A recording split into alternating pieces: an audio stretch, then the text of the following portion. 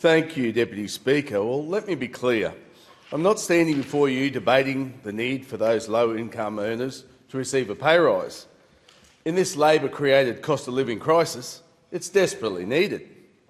In the last 2 years under this Prime Minister, we've seen promise after promise broken, and we've seen the cost of living, the cost of everything going up.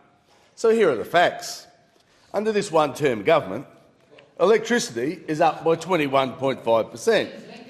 The cost of groceries is up by 11.4%. The cost of keeping a roof over our heads has gone up 14%. The cost of health has gone up 9%. The cost of education has gone up 11%. The cost of transport has gone up 13%. And the cost of insurance has gone up a whopping 26%. Deputy Speaker, in my electorate alone, we've been inundated with the calls from constituents who are struggling so severely that they are facing the threat of homelessness. We've heard from parents who have to make a choice whether to feed themselves or feed their children. We've heard from people whose electricity bills have gone up over $1,000. If the Labor government claim of doing everything they can to tackle the cost of living crisis was real, then this wouldn't be happening. With this wage increase, those Australians who the Albanese Labor government claim to care about are going to see an increase in their salary of just over $30 a week. There is no way that this government can celebrate this when the cost of living, or the cost of simply existing, has gone up so much more for everybody in Australia. Instead of curbing the cost of living, the Albanese Labor government were happy to spend $450 million on a failed voice referendum in a time when people needed our help.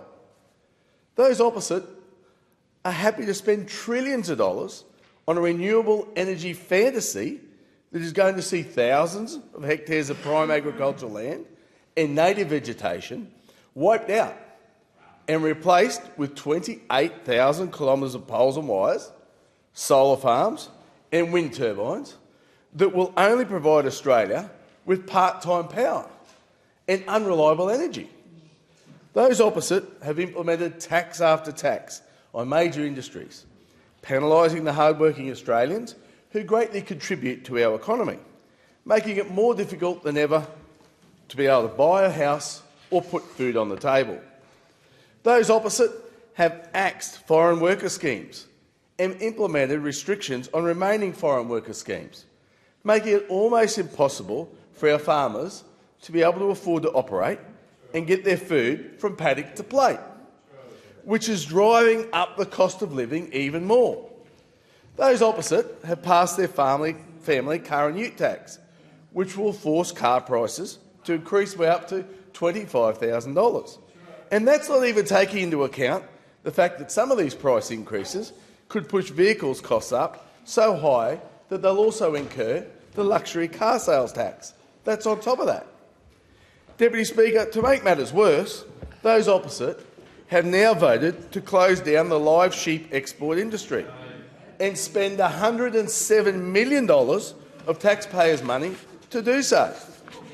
Why is the Albanese Labor government shutting down an entire industry and destroying people's ability to make a living when we're in a cost-of-living crisis? I just don't get it. For some of these farmers, their families have worked their land for up to 6 generations, and it's all they've known. What are they meant to do now?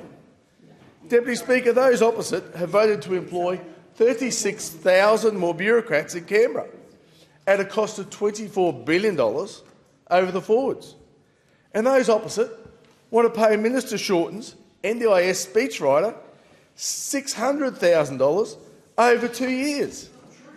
Those opposite even sat on their hands when my colleagues and I called on them time and time again for an ACCC inquiry into supermarket price gouging. Order. A division has been called for in the House. The proceedings are suspended to enable honourable members to attend the division. The proceedings will resume when the Chair of the Federation Chamber is resumed at the conclusion of the division or subsequent divisions.